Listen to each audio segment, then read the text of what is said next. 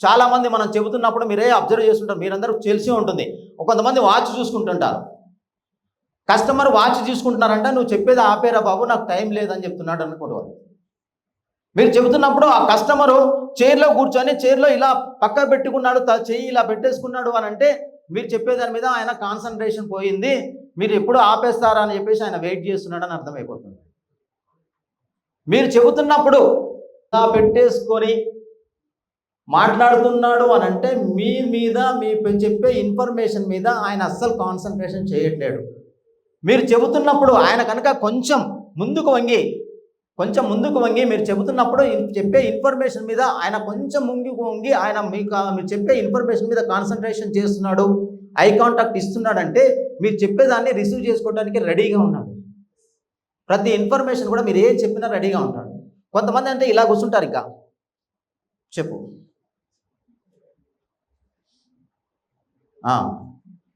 ఉందా, ఉంది. ఇలా ఉన్నాడంటే కూడా ఆయనకి ఇంట్రెస్ట్ చూపించట్లేడు, మీరు చెప్పేదాని మీద కాన్సన్ట్రేషన్ ఫోకస్ రావట్లేదు. మీరు ఎంత చెప్పుకున్నా చెప్పేస్తున్నారు, ఆయనకి ఈ చెవుల నుంచి కూడా వెళ్తలేదు, ఈ చెవుల దాకా బయట కాదు, ఈ చెవుల్లోకే వెళ్తలేదు, ఇంకా ఇది బయటకు రావడానికి కూడా అవకాశం ఉండదు. సో ఆయన బాడీ లాంగ్వేజ్ని బట్టి మీ యొక్క చెప్పే ప్రజెంటేషన్ చేంజ్ అవ్వాలి. అక్కడ మీరు చెప్పకుండా ఉండమని చెప్పట్లే, మీరు ఆయనకు ఇంట్రెస్ట్ పాయింట్ ఆయనకు అందట్లేదు, ఆయనకు మీరు చెప్పే ఇన్ఫర్మేషన్ మీద ఇంట్రెస్ట్ రావట్లేదు, అందుకే ఆయన కాన్సన్ట్రేషన్ చేయట్లేదు. సో చెప్పేటప్పుడు ఏ ఇన్ఫర్మేషన్ చెబుతున్నా ఆ ఇన్ఫర్మేషన్ మీ ఫేషియల్ ఎక్స్ప్రెషన్ ద్వారా ఎక్స్ప్రెసివ్గా ఎక్స్ప్రెస్ అవ్వాలి. అంతేగాని ఓవర్గా ఎక్స్ప్రెస్ చేయకండి. ఓవర్గా చెప్పినా కూడా ఆయనకి అనిపిస్తుంది, ఎందుకురా బాబు అది ఉన్న చిన్నదానికి ఇంత చేసి చెప్తున్నాం అనుకుంటాడు. సో చెప్పే ఇన్ఫర్మేషన్ ఏదైతే ఉందో ఆ ప్లాన్ ప్రజెంటేషన్లో మీరు చెప్తున్నటువంటి డెవలప్మెంట్స్ ఏవైతే ఉన్నాయో, లేదో మీరు మన ప్రాజెక్ట్ గురించి చెప్తున్నప్పుడు ప్రాజెక్ట్ దగ్గరికి వెళ్ళిపోయామో, ప్రాజెక్ట్ గురించి చెప్తున్నప్పుడు ఆ చెప్పేటటువంటి పర్మిషన్స్ కావచ్చు, ఆ డెవలప్మెంట్స్ కావచ్చు, డెవలప్మెంట్స్ అనేది బాగుంటాయా మనకు బాగుండవా? డిటిసిపి పర్మిషన్ ఉన్నటువంటి వాటిలో డెవలప్మెంట్స్ విషయంలో టీవామ్స్ బాగా చేస్తుందా చేయట్లేదా? చేస్తున్నప్పుడు ఆ డెవలప్మెంట్స్కి వచ్చేటప్పుడు మన యొక్క ఎక్స్ప్రెషన్స్ చేంజ్ అవ్వాలా వద్దా? సార్ 20 ప్రాజెక్ట్స్ సార్ 20 ప్రాజెక్ట్స్ అన్నదానికి మా దగ్గర 20 ప్రాజెక్ట్స్ కంప్లీట్ చేసినాం సార్ అన్నదానికి తేడా ఉందా లేదా? 20 ప్రాజెక్ట్స్ సార్, ఇప్పటి వరకు 20 projects all are completed with all the developments.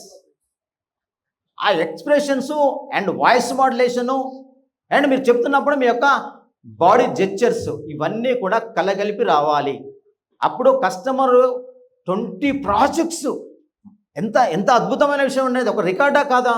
With in the 10 yearsలో 20 ప్రాజెక్ట్స్ కంప్లీట్ చేయడం అంటే it is not a joke, it is a big achievement. అది ఆ అచీవ్మెంట్ని మనం ఆయనకు రీచ్ అయ్యేలాగా చేయాలి. దాని మీద ఆయనకు ఒక ఎక్స్పెక్టేషన్ని పెంచాలి. ఒక కంపెనీ గురించిన ఎక్స్పెక్టేషన్ని పెంచాలన్నప్పుడు దాని గురించిన ఇన్ఫర్మేషన్ మీరు ప్రౌడ్గా ఫీల్ అయ్యే విషయాన్ని ఆయనకు అర్థం అవ్వాలి. ఆయన కూడా ప్రౌడ్ అవుతేనే నెక్స్ట్ ఇన్ఫర్మేషన్ ఏంటనేది తెలుసుకోవడానికి ఆయనలో కూడా మెల్లగా కుతూహలం స్టార్ట్ అవుతుంది. ఆయనకు లేకున్నా కూడా మనమే స్టార్ట్ చెయ్యాలి, అప్పుడే నెక్స్ట్ ఏంటి అనేది స్టార్ట్ అవుతుంది. 20+ projects sir, all the projects అన్నీ కూడా పర్మిషన్ తీసుకొని ఆల్ ద డెవలప్మెంట్స్.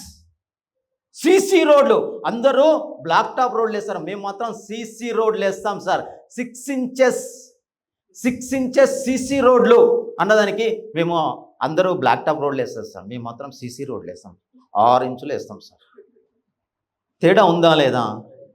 ఎదురుగా ఉన్న కస్టమరు ఆయన ఫీల్ అవ్వాలి అంటే సంథింగ్ ఈజ్ దేర్, అది కనీసం ఆయన తీసుకోకుండా పర్లేదు, చూద్దాం సైడ్ చూస్తే బాగుంటుంది అని ఆయన మనసుకు కలిగించాలి. మీరు ఒక్కసారి ఆయన మనసుకు టచ్ అవుతూ ఉంటే ఏమవుతుందంటే ఒక్కసారి చూడాలి, సైడ్కి వచ్చాడంటే క్లోజ్ అవుద్దు కదా, వద్దు కదండి.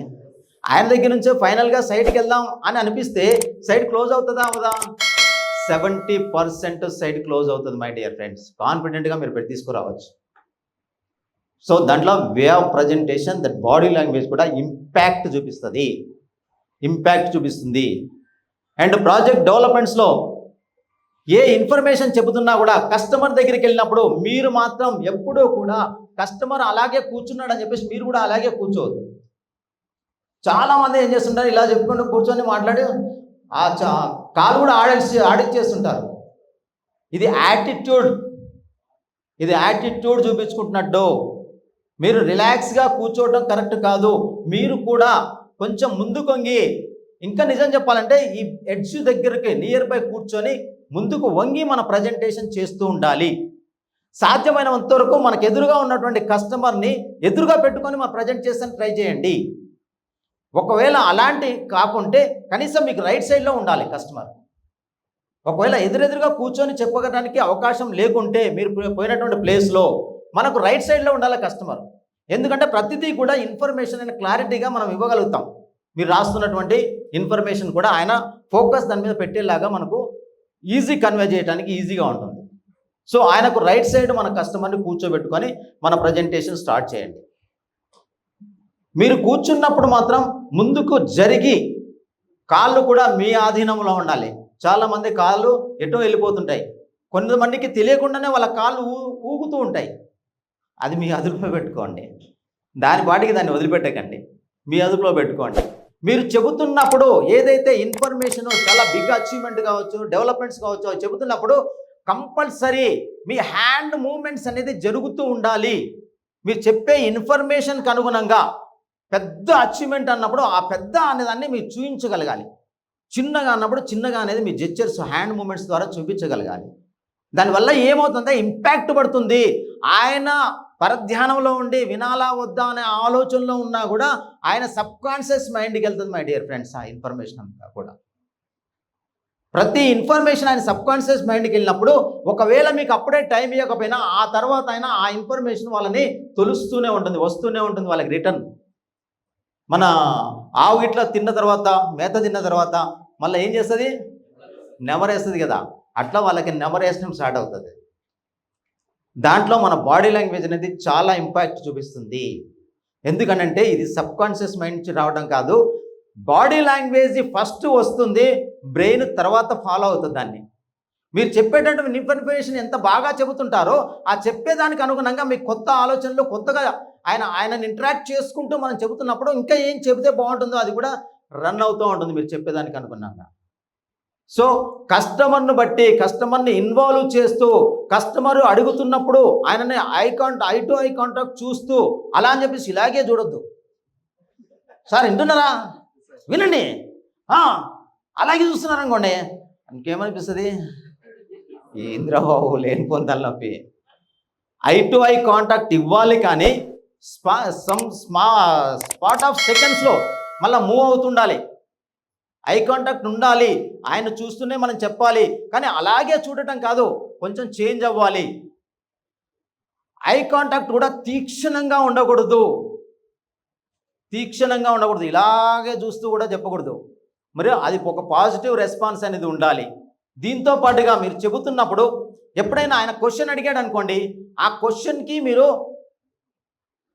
సార్ చెప్పండి అని అలా చూసినా కూడా ఆయనకి అడగాలని కూడా అనిపించదు.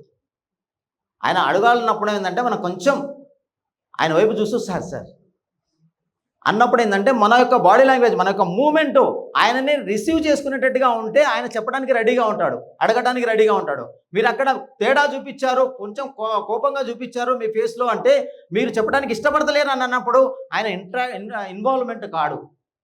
సో అది కూడా మీరు అర్థం చేసుకోండి.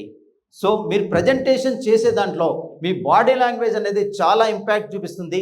ఎట్ ద సేమ్ టైం ఎదురుగా ఉన్నటువంటి పర్సన్ని బట్టి, ఎదురుగా ఉన్నటువంటి పర్సన్ యొక్క బాడీ లాంగ్వేజ్ని బట్టి మీరు ఆయన బోర్ కొడుతున్నప్పుడు ఏం చెబితే బాగుంటుందో ఆలోచిస్తూ మీ ప్రజెంటేషన్లో మీ బాడీ లాంగ్వేజ్ని ఉపయోగించుకుంటూ కూర్చున్నప్పుడు కానీ ఒకవేళ నించొని చెప్పాల్సి వస్తే కాన్ఫిడెంట్గా ఇలానో పెట్టి మాత్రం చెప్పకండి. రెండు కాళ్ళ మధ్యలో స్టడీగా నించోండి. దీనివల్ల మీ కాన్ఫిడెన్స్ లెవెల్స్ పెరుగుతాయి. ఎందుకంటే ఇలా నించున్నప్పుడు కాన్ఫిడెన్స్ అనేది కనిపిస్తూ ఉంటుంది. అలా కనిపించినప్పుడు ఏమవుతుందంటే మీలో ఉన్నటువంటి చిన్న భయం ఏదైనా ఉన్నా కూడా అది కార్టిజాల్ అనే కెమికల్ ఉంటుంది, అది డౌన్ అవుతుంది. దాంతో టెస్టోస్టెరాన్ అనే కెమికల్ అనేది ఇంక్రీజ్ అవుతుంది. ఆ కాన్ఫిడెన్స్ లెవెల్స్ బిల్డ్ చేస్తుంది అది.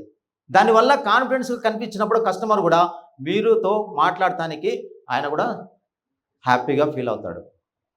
సో ఇలా చిన్న టెక్నిక్స్ తోటి మంచి బాడీ లాంగ్వేజ్తో ఎదురుగా ఉన్నటువంటి కస్టమర్ యొక్క బాడీ లాంగ్వేజ్ కూడా రీడ్ చేసుకుంటూ వాళ్ళకు అనుకూలంగా, మనకు అనుకూలంగా లేకపోయినా మనకు అనుకూలంగా చేసుకొని మీ ప్రజెంటేషన్ చేసి మీరు అద్భుతంగా ప్లాట్స్ సేల్ చేసి కోటీశ్వరులు అవ్వాలని కోరుకుంటూ నాకు ఈ అవకాశం ఇచ్చిన మన టీ హోమ్స్ యాజమాన్యానికి, మూర్తి గారికి, గంపా సార్కి థ్యాంక్ యూ సో మచ్.